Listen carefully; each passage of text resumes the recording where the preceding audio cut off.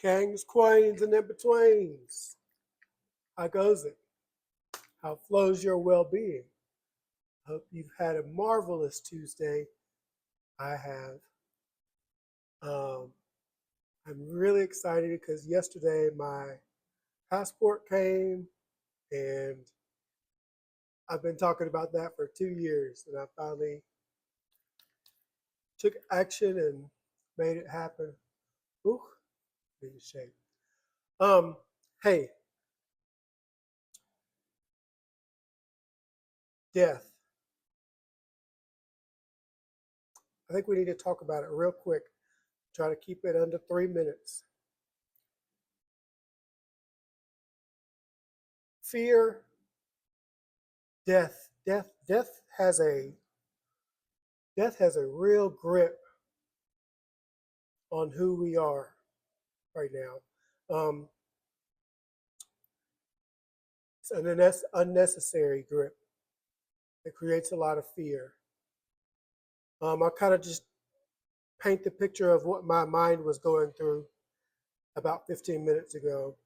I just started this show called The Mighty Nine on Amazon Prime, and it looks like it's going to be a good show. But in the opening episode, the guy says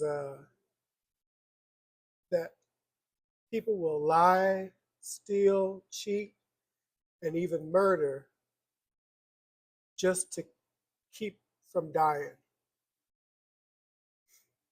And I was like, wow, it's so true. And that pulls so strong when, first of all, let's get it out of the way, death isn't real. What this perception of death that humans have right now is not real. There, the end of this cycle of life in this body, that comes to an end. But the energy inside of me still exists. Energy doesn't die. So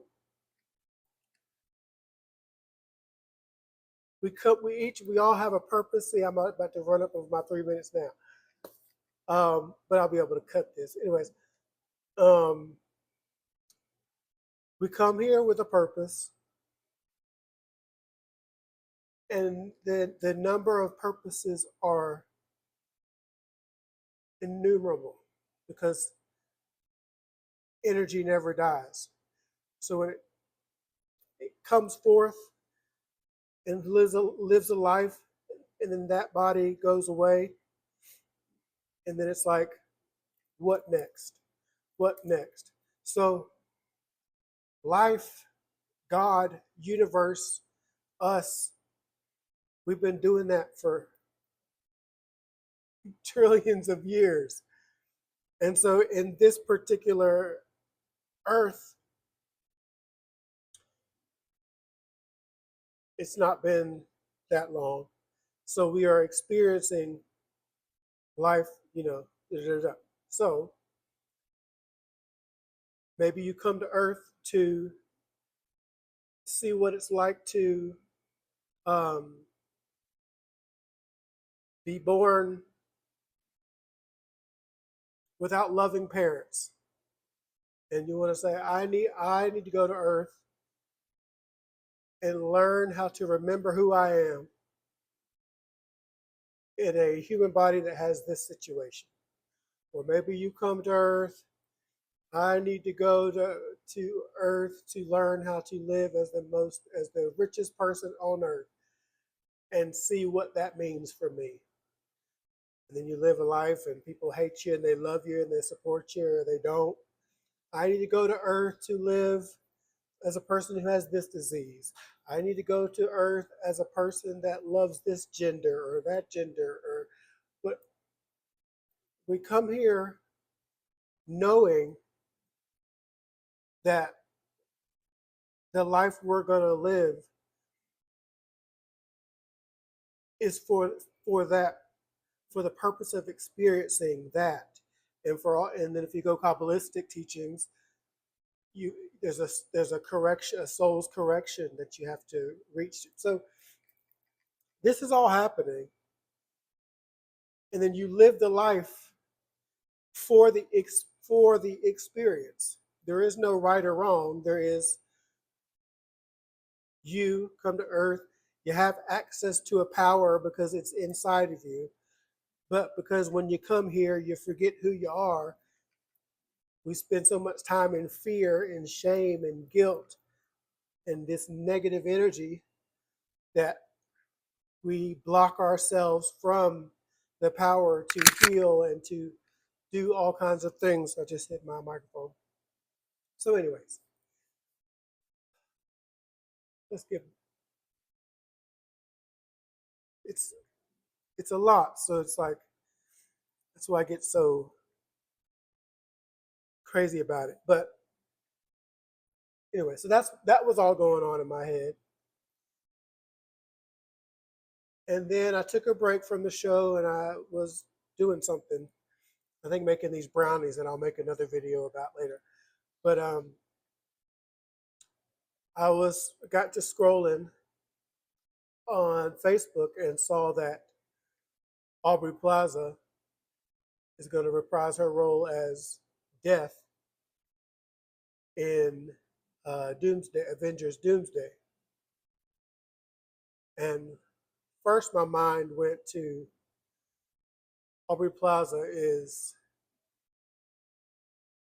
one among several females that awakens the fluidity of attraction in me, to where I'm like, yes. So I don't know, something about her, just, I love it.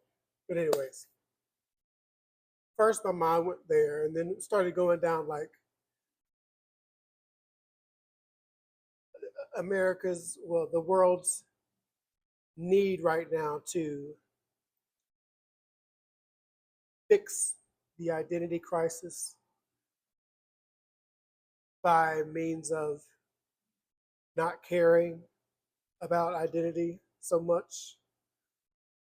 It's because the labels that we have right now in our human language are so limiting. And when you think you know it, then somebody comes along and they feel different, and then they add a whole new, and then so everybody just doesn't know what's going on. It's because we're not supposed to be caring about that. It's getting so confusing and so muddied and so many letters and alphabets because everybody's trying to understand something that doesn't make sense. Just like you can't understand the level of love that universe or God has, you can't understand how someone else identifies or connects with their world, because it's their world and it's your world and it's my world. We all have different perceptions and beliefs, and you could be brought up. You know how they say you could be brought up in the same household, but one ends up this way and one ends up that way. They were taught the same thing. It's because words words don't teach, experience teaches. So you can only learn by living. And if what somebody is telling you, you try to live it, but it don't feel right, that's not your truth. And you have the right, and some would say responsibility, to now live your truth. Otherwise, you become robots. That's why there's generational gaps and black sheeps of the family and all this stuff, because We're a growing, evolving, never dying entity. We're all one. It's so to try to, you have to do it this way. You have to do it, you're wrong, you're right. Enough. Doesn't matter. If you don't like it, stay away from it, and then it won't be part of what you experience. The more we butt heads and come against each other, we waste so much time and deplete all of our creational energy by fighting instead of ignoring and doing your own thing. When you do your own thing, you build something to look at to where people can know, don't want to go there, or I do. When you don't build anything and you spend all of your time trying to tell others why they shouldn't do what they're doing and do it the way you believe, now you don't have nothing for nobody to look at. And I know that's for me right now, because I always say to myself when I'm talking to myself, hey, it's one thing to believe something so strongly and to be able to look outwards and see how this person's life could benefit from this and this. But the more you spend time on YouTube or whatever, pulling in all the knowledge and then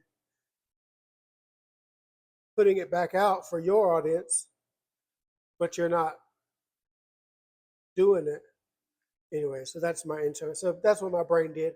But anyways, back to the death part. Because Aubrey Plaza was so beautiful, is so beautiful, and her character is death, it made me go back to do a 360 or whatever, come back around to where I started, where death is actually beautiful. In the moment, it is a gut wrenching experience, because it is the recognition that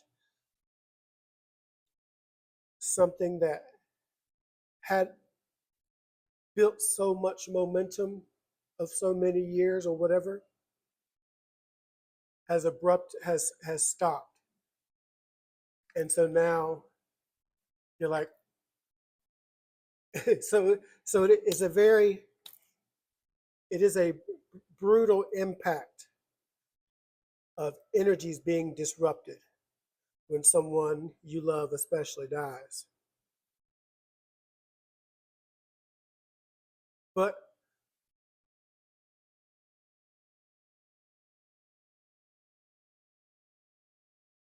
so it's okay to feel sad and be sad and stuff and whatever. My point is to hold on to that same feeling or vibration of absolute gut wrenching torment, to learn to come into, okay, what ended was how I relate to this God energy that was in a human body. That ended. Human to human ended. But how they made me feel, who they are, that is very much alive. And that's what you call your guardian angels and God and ancestors and all this stuff. It doesn't go away. So talking out loud to them like you would on a phone call is beneficial if you believe that they're listening and that they can respond to you, not through words that you can hear with your physical ears, but you can pick up with your other senses outside of the five that you were taught to believe in and understand from a young child. We're we're much more capable than all of that. And so when you believe the human body that was associated with that energy is done, but who they are is very much alive and back in a place where they are more powerful, more perceptive, more understanding, more loving. There was ever any kind of tension between you two, once they get there, it's all gone. No, it is a returning. They say returning home. I want to go home. It just means we're not of this place.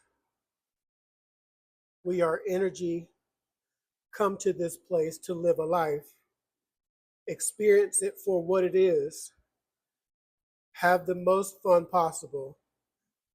It's done, and then we go back, and then you come. So it's kind of when death comes, it's almost kind of, yes, it's sad, but it's also beautiful because now they're going back to the form, to the spirit world where they can help us continue a mission. When you start something to get, if your parents were your best supporter and you're embarking on some journey, you start your own business, you become an actor, a singer, whatever, an athlete, and then all of a sudden the parent dies.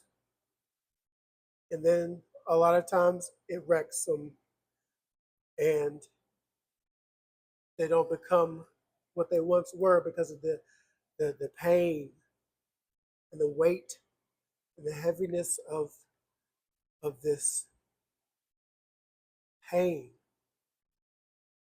And when you can allow yourself to believe beyond what's beyond the matrix, beyond what's been taught to us, and say death is a thing that happens, but it is not a no, that's not right. Death is a part of the cycle of life. Just like trees, they drop their leaves and they go through a death almost. That's what winter time is. There is a dying, there is a finishing off of the energy, and it stores a bunch during the summer times, so it's like everything is a cycle of life, and I believe humans have disconnected with that a little bit. We forget to watch the animals, and we forget to watch, you know, the the, the herbs and the plants and the trees because we're watching digitally and we're watching what everybody else is doing and we're watching how bad they're doing it and how wrong they are and how right this one is and how better this one is than that one. Our focus is off. So, anyways, I'll end it there. It's already been 20 minutes. Death isn't real. Like, be sad. It is. I've lost people. Dear my mom, sad for a long, long time. And then this last 3, 4, 5 years of my journey of remembering and who I am and becoming that and allowing myself to become that fully and failing sometimes and picking myself back up and failing again and picking myself. I've learned to not be sad that that's gone, but to be appreciative of the fact that that beautiful connection between me and my mom existed, and my mom and the people who in lives that she touched, and her marriage with my father, and it was beautiful, and it was lived, and it ended, and it hurts, and it comes up every once in a while when a wedding come. If I go to a wedding or I go to an event that she would likely be at, and as I continue to talk about it now, I can feel the emotions coming. So it's like when you focus on, oh, this, they're not here and they should be here, is pain. When you focus on, I can't hug you, talk to you, it's pain. But when you say, I know you're there, I'm going to have fun learning how to communicate with you. I'm going to have fun practicing being more aware so that when I hear a song or I see a person or an animal or a word or I smell a smell, I'll know that you're right there with me because it reminds me of you. It's all about how you work your mind. How do you focus?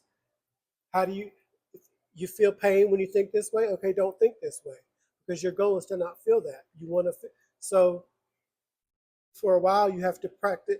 For a while that pain is almost automatic because it's fresh, because it's like stopping a train in a head-on collision of there's a relationship going, there's something going, they're here, we've been here, that's my son, that's my mom, that's my daughter, that's whoever they are to you, even if it's a newborn baby. There was a momentum started, there was a life, a name given. We're going to have a kid, and this is going to happen, and this is going to happen, and then the newborn doesn't make it. It's a head-on collision of what was going on, what was being created, and then a perceived stopping of it. And that hurts because it's a jolt.